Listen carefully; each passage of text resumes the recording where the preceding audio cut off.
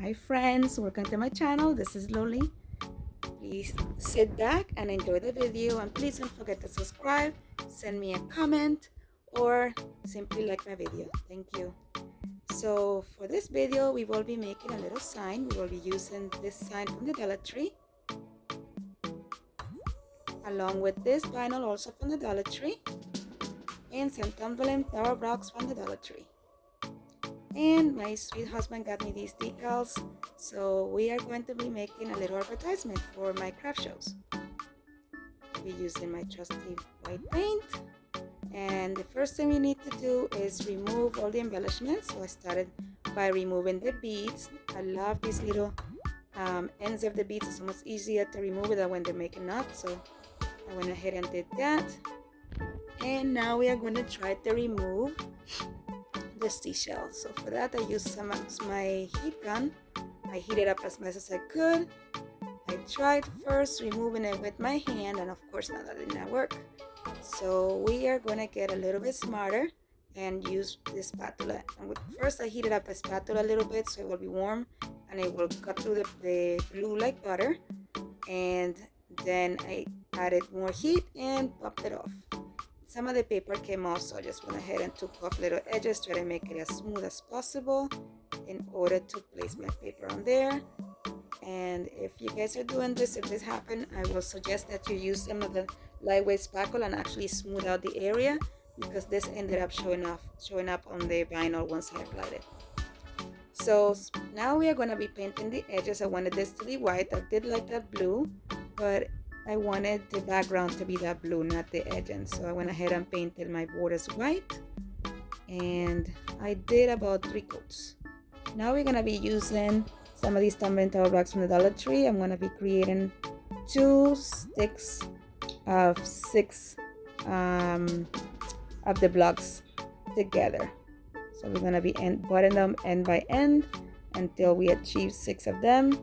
And for this project, we will be needing 4 of these 6 stick things. Here I just did it 2. I just thought that 2 would have been enough, 1 in the front, 1 in the back, but it didn't quite work on at the end, so you will be seeing that further into the video. For this set, I went ahead and stained it with my antique wax from Waverly. I did 1 thick coat. I did not wipe it off. I wanted it to be dark, so I went over 1 time, made sure that I did front, back, and all the edges. After I did this, I thought to myself I should have just went ahead and glued them together and then painted them, but this was before I thought that I needed just 1 set instead of the 2 sets. It ended up being a little bit too thin, so that's why I went over and did a different set. But this was the first set that I thought would be working and will be enough for the whole thing. So while that was drying, I went over the back of this sign. I wanted it to be completely covered by paint. I wanted it to look finished. So I waited for the front to dry, then I flipped it over and did the back there. Sanded it out and vacuumed with my trusty little ladybug, and did the same thing with the front. I did want to leave some of the grooves, so I didn't go too much with the sanding, but enough for the surface to be smooth. So I went ahead and cleaned up all the dust, wiped everything all down, and cleaned it off. And now we are going to be using the vinyl to cover that surface.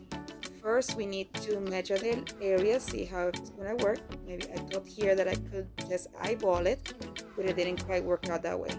So here I come, making actual measurements to figure out the best way to do it. So I went over to my dining room table and cut the vinyl, and it was still a little bit too big, but I said, you know what, I'm just gonna go ahead and just cut the bigger piece, leave the ends the way it is, and figure it out later. So here I am smoothing out all the bubbles out of the vinyl to make sure that my measurements were correct. And here you go, measure twice, cut once. So I went ahead and measured this, then went and cut the ends. Here I am placing it after I finished cutting the bottom of it, and some of it was still a little bit big, but I could work a lot better with this amount of vinyl than with the piece that I had before. So here we are creasing, so we have an idea of how much extra we have. So once I got that done, I'm gonna go ahead now and remove the paper backing from the vinyl and butt it up to the corners as best I could, and keep sliding the back as we smooth. I tried this doing with my hands first, but then I took my spatula for my Cricut, and this made it a lot easier to get into the grooves and the corners and make sure that everything was laid down flat. And this vinyl was very strong. I tried to lift it a little bit to rearrange it, and it was not budging, so the glue to it is pretty good. I do recommend the vinyl from DollarTree. Here I use it to smooth, make sure everything is correct, everything is nicely done. I'm making sure that all the corners are also sealed in all the way around, and especially in that area there that you see the extra vinyl, because I really want to cut that as close to the frame as possible. I do not want any gaps showing that other blue paper that's behind this. So once I did that, I used my spatula to crease the corners a little more, since it's a little bit thinner than my spatula, than my burnisher. Once I did that, I'm taking my X-Acto knife and I'm going to be cutting that excess that I have there at the bottom. This was actually quite easy. Just follow the end of the frame there and use that as your guide, and let the X-Acto knife do its work. If there's anything that you didn't cut, you can go ahead and go over it one more time, and that was it for that. Now we are going to go ahead and arrange these in the order that we had established before. Make sure that everything looks good, everything looks center. I wanted to make sure that everything was in the center, because I was thinking of later on, once I got my website going, to add my website to this sign. So I did leave some space in the bottom and some at the top, just in case I needed to add something else later on down the road. I can just create my decals using my Cricut and add it to this same board.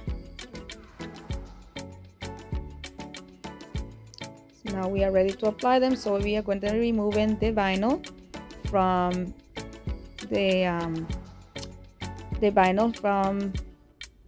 we're going to be removing the transfer paper in order to place the vinyl down in the desired location.